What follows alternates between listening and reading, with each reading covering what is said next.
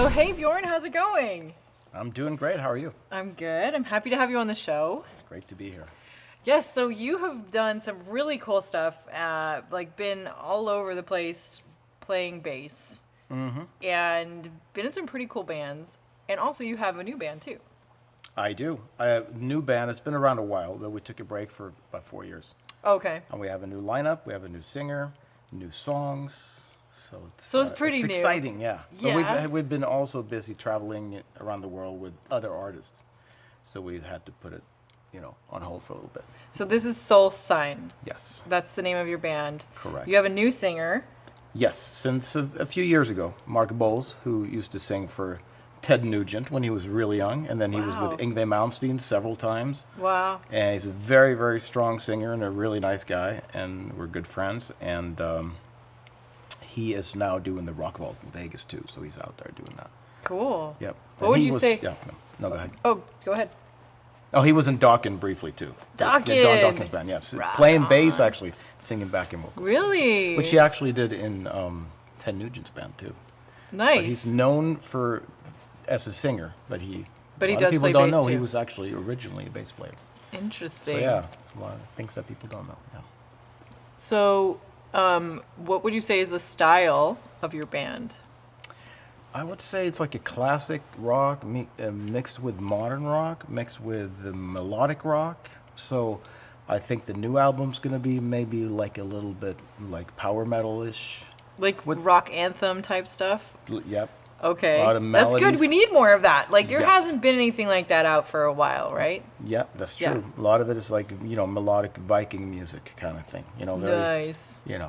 classically influenced by classical music, and whatever comes to mind. We don't really think when we write. We just kind of whatever sounds good. Oh, that sounds good. That sounds unique. It's good. Well, not unique, but good and unique. And then boom, there it is. Now, when you say classical music, do you mean like orchestral or do you mean like classic rock?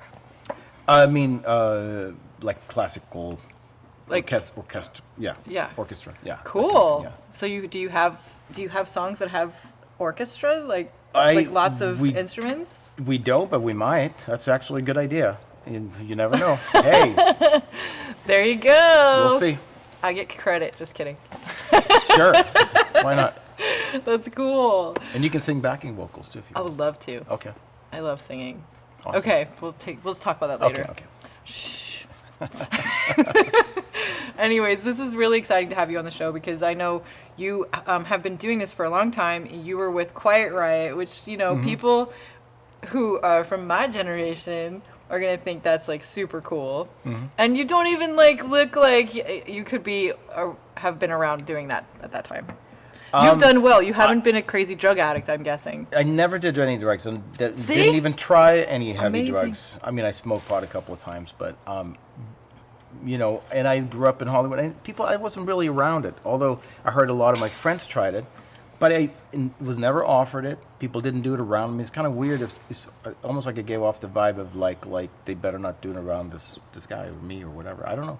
Just rarely saw it, So I wasn't offered it. I wasn't interested either, and I think people They just kinda knew you sensed weren't that. into it. I was very serious about music, and I wasn't like an all-night partier. I mean, I drink some beers and stuff like that, but yeah. Yeah. So yeah, I was young. I came to L.A. when I was 21 from Sweden, and when I think I turned 23. Wow. I get a call from Kevin DeBro of Quiet Riot, who heard my demo tape that I sent in, and he was very impressed, and they had about 40 guys try out, I think, and they picked me almost like right away. So that was very flattering. Wow. I was very young. Right off the boat. Had no touring experience, and it was a little bit scary, Oh my gosh. But it was cool, and What was that like going out there and I mean, they were pretty famous already, right? So you Yeah. went out and I mean, suddenly there's like these huge crowds and I mean, they crashed. I hate to put it that way, but they kind of changed members, and they eventually broke up, and they came back together, and they wanted to have the original lineup. Rudy Sarza wasn't available, so they asked me. So that's pretty exciting. And in the 90s, after all the grunge and everything came in, it was hard for everybody. So we were playing some huge places for 2,000-3,000 people, and we were playing some small places for someplace 500 people. So it was like Well, it depends where you were, I guess, right? Yeah. Because it's still pretty big in Europe. I mean, Well, the music never any grunge never took over like it did in the United States. I think in Latin America too was the same thing, and Asia. You know, like grunge didn't have that same power. It didn't wipe stuff out. Like when I moved to LA, I was in a band. The first band I was in, we were handing out flyers, like the good old school stuff, and we made these big flyers, full page flyers, and we put them on cars. We'd go 2, 3, 4 nights a week and hand out flyers. And I remember going behind the Whiskey Go-Go on a Tuesday or Wednesday night and be 1 or 2 cars parked behind there, and you walk in and it's like this band playing in front of 3 people. It was there were not a lot of good bands, I hate to say it. It was pretty sad. Aww. And it was devastating. And damn Nirvana. I know. I'm just kidding. And now you had. I'm just kidding. No, I like a lot of stuff now. I appreciate it, but there was no balance. And Europe, on the other hand, were my friends that kept playing. My Swedish friends, for example, that I met in L.A. and then moved back to Sweden. They got signed and blew up and became really big, like Hammerfall and In Flames and all these guys became huge bands. Came out of the '90s, out of Europe, where now you had German labels that blew up and. You had music festivals, and you had another like platform for bands. There was nothing here. Unfortunately. Right. So it was a little rough for me.